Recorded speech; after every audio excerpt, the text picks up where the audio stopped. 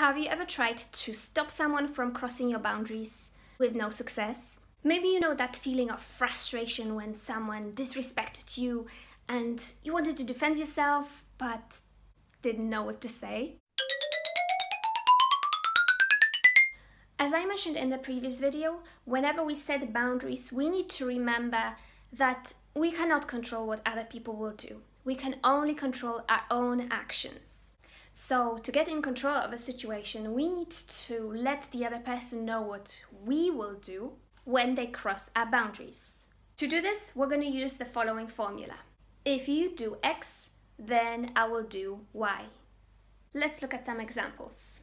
If you don't stop yelling at me, then I'll hang up the phone. If you send any more offensive text messages, then I'll block your number.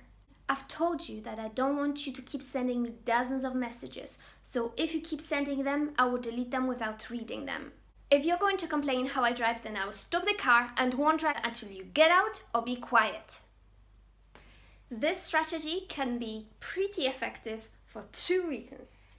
First, people don't always respond well to being told what to do.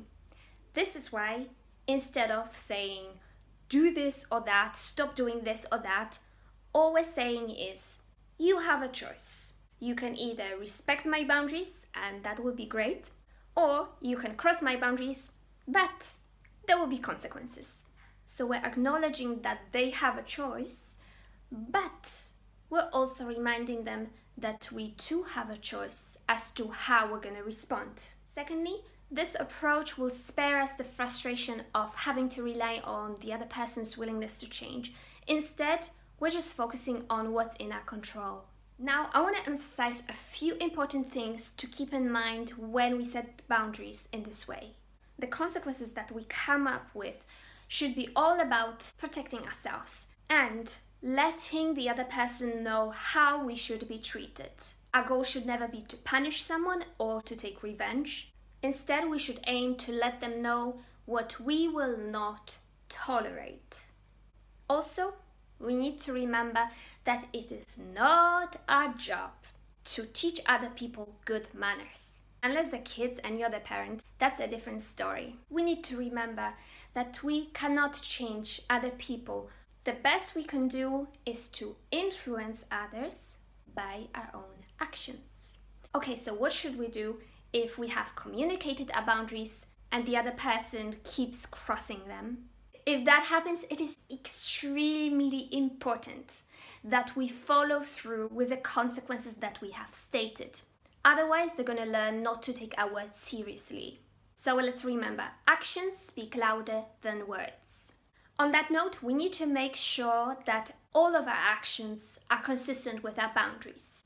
What do I mean by that? If we know that someone doesn't treat us well, it's probably a good idea to limit our exposure to that person. Think about it. If we keep hanging out with people who disrespect us, we are sending them the message that we don't take their rude behavior seriously, and frankly, we don't treat ourselves seriously enough. So we need to make sure that we honor our own boundaries. That's all for today. Thank you for watching. If you like this video, give it a thumbs up, subscribe, and if you've got any questions or just want to say hi, you can do it in the comments. If you're going to complain how I drive, then I will stop the car and I'll